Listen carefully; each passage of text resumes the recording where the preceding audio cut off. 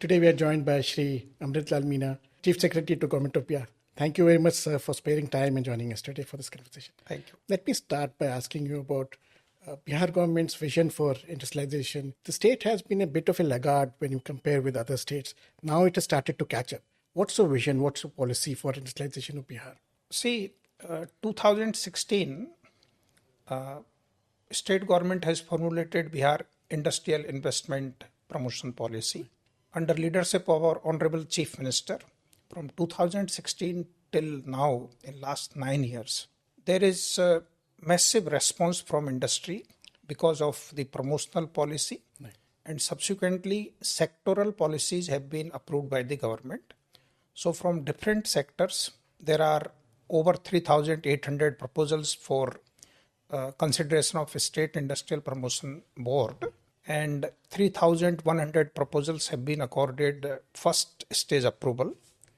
780 plus industries are operational by providing about 34,000 employment, and 8,000 crore worth of investment have come.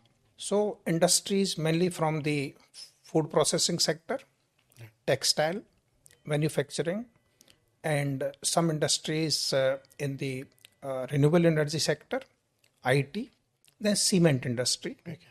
So various sectors are now showing interest, and Bihar Industrial Area Development Authority, which is the state apex body for providing land to the industrialist, has over 3,000 acres of surplus land. Okay.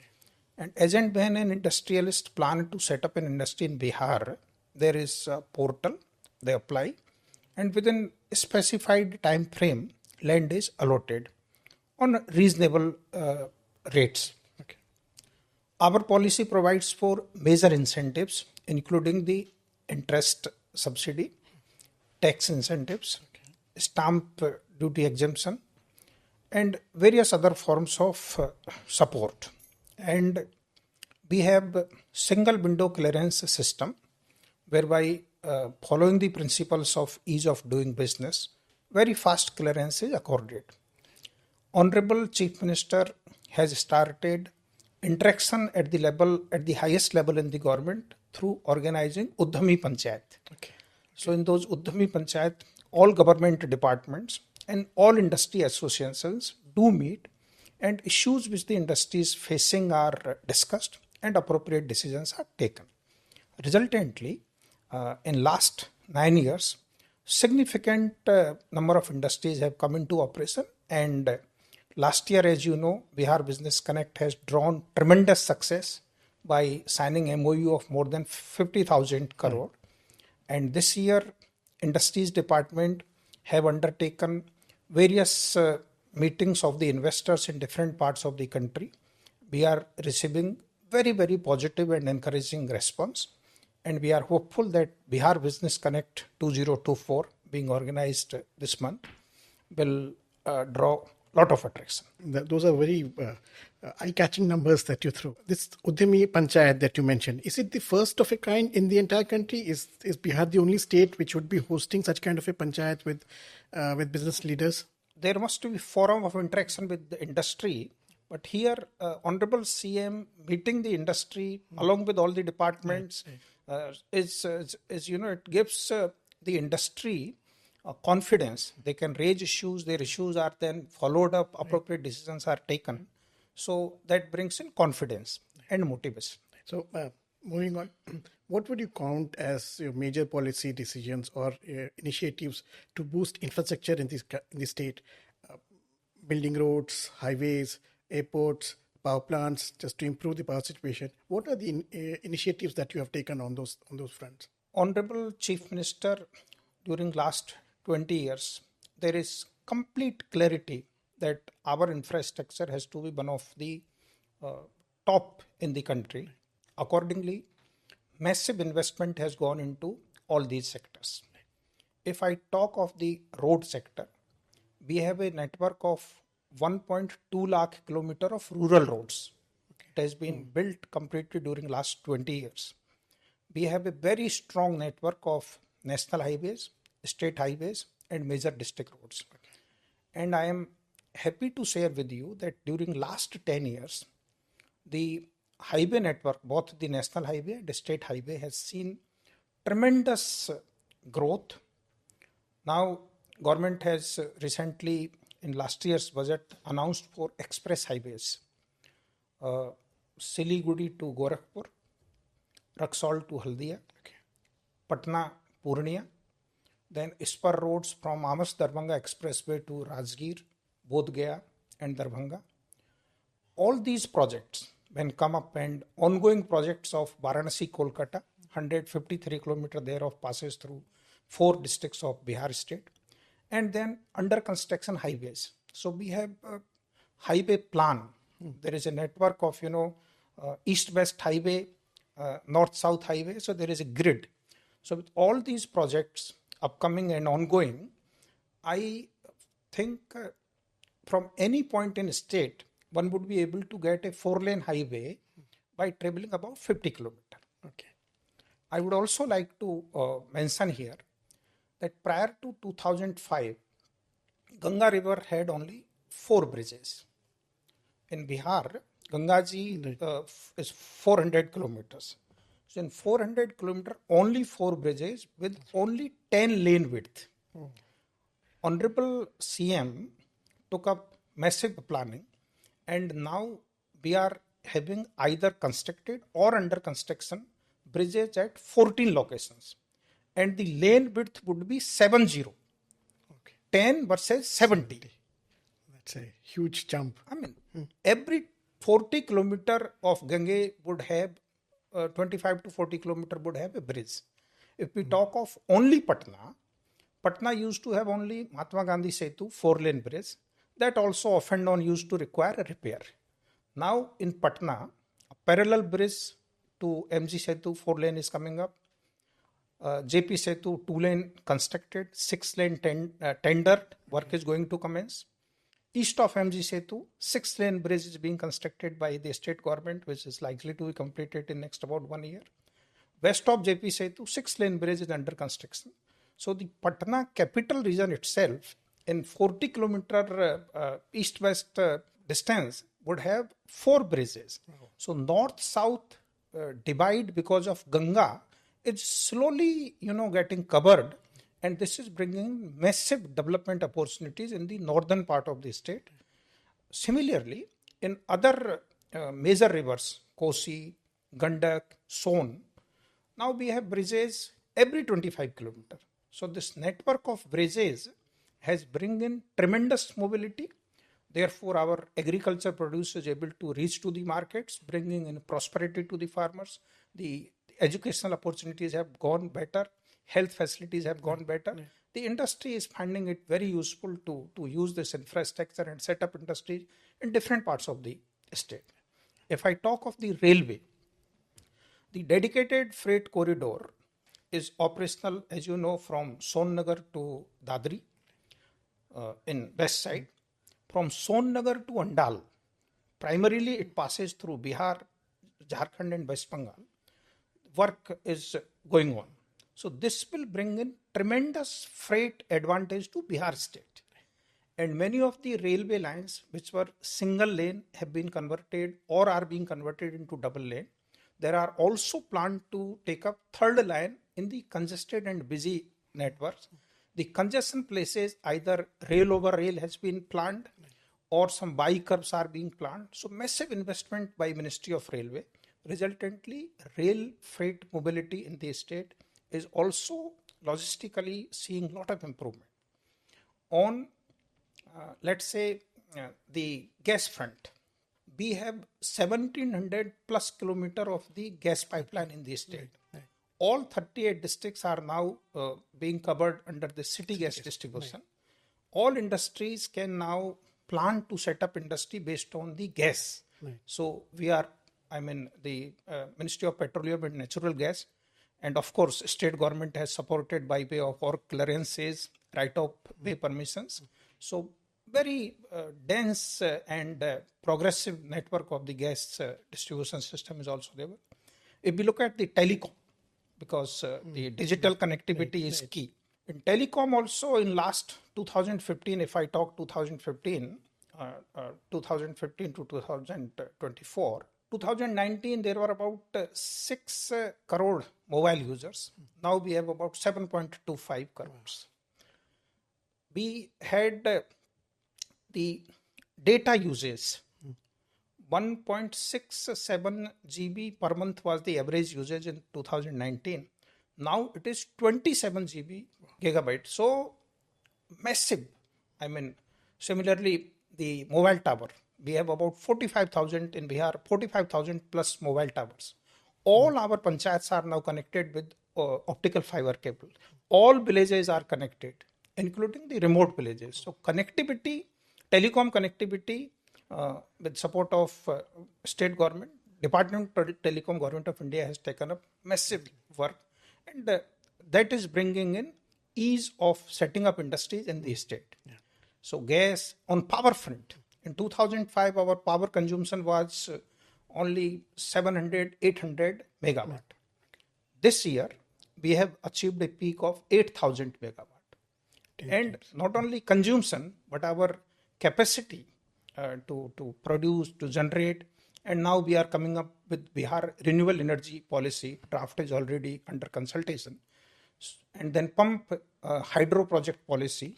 So all those new initiatives are in the pipeline, and we are able to supply power at very reasonable rate to the industry.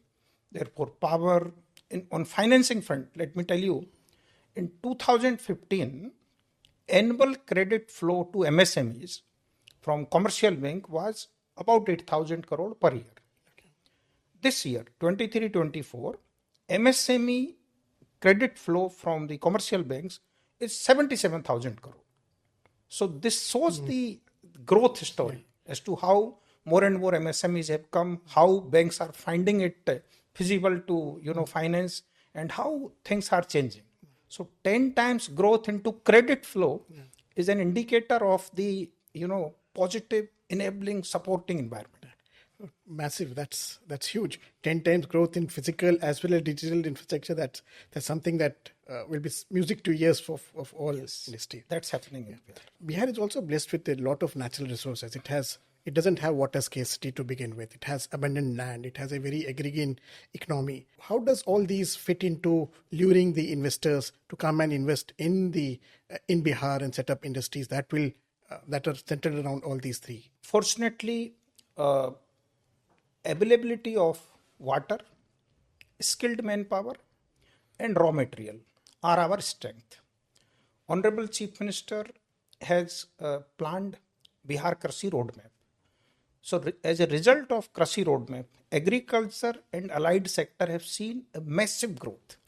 Resultantly, in last 10 years, we have received 5 Krishi Karman Award on rice, on wheat, and maize. Krishi Karman Award is given by Ministry of Agriculture, Government of India for growth in production and productivity. Excellent growth in production and productivity. So Bihar has got those 5 awards. Then our Krishi roadmap provides for seed replacement. Resultantly, high yielding variety seeds have been used. Replacement rate is very high. Then under Krishi roadmap, institutional building. Bihar Agriculture University set up. Then about 8 agriculture colleges have been set up. We have very strong extension network. All Gram Panchayats, 8,000 odd Gram Panchayat have agriculture extension workers who are available 24/7 to the farmers for providing technical support, for guidance, attending to their phone calls. And then all blocks have our E-Kisan Bhavan where the block agriculture officer and other support staffs are there. So massive work has gone into. Resultantly, our agriculture is growing very fast, and all other allied sector, whether it's animal husbandry, our milk production, fish production, egg production, all very high. Lychee, you are the biggest. Lychee, fruits, makhana, vegetables, makhana, our mangoes. Yes. Now, many districts farmers are shifting to soya bean and various other cash crops. That's huge. One of the challenges that Bihar has faced in past is migration of laborers. Bihar workers from Bihar would migrate to a lot of places in the country. What are you doing to upskill the workers locally so that they are upskilled and they get jobs and employment opportunities within the state?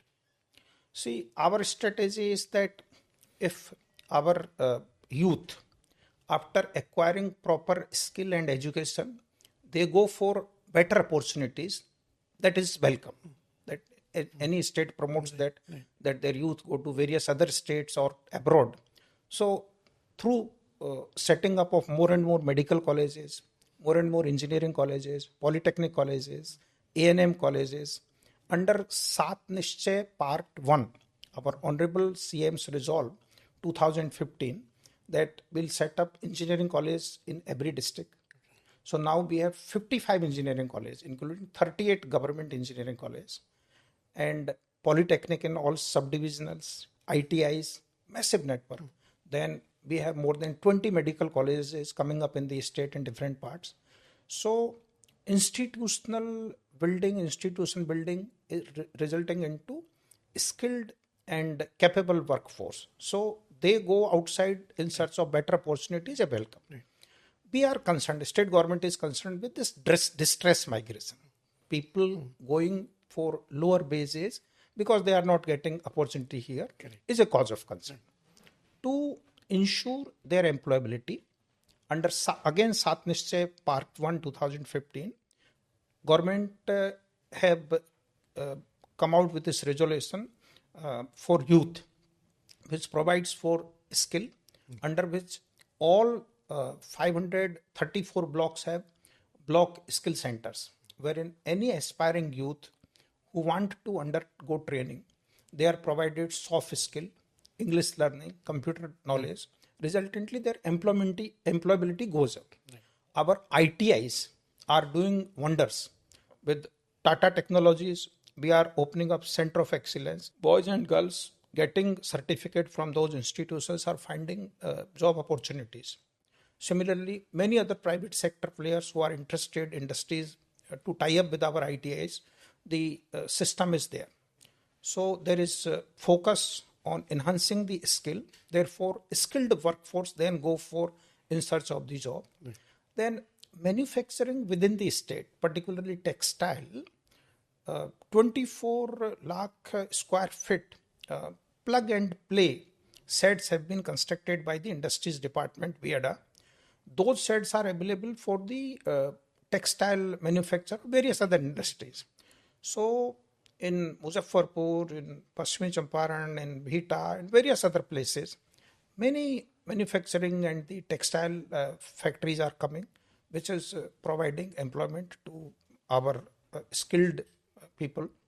And I'm sure with these institutions, with these training institutions, now workforce is getting skilled, so they will get better opportunities. And for people who are going outside distress, our Department of Labor Resources is keeping complete track, and we ensure well-being, safety, all social security benefits. Hopefully that will address the migration issue. Lastly, 2023 Bihar Business Connect, BBC as it's called, was a watershed event. You said 50,000 crore worth of investments, commitments came in. We are just weeks away from the second edition. What are your expectations, and how do you see this actually helping the business environment in the state?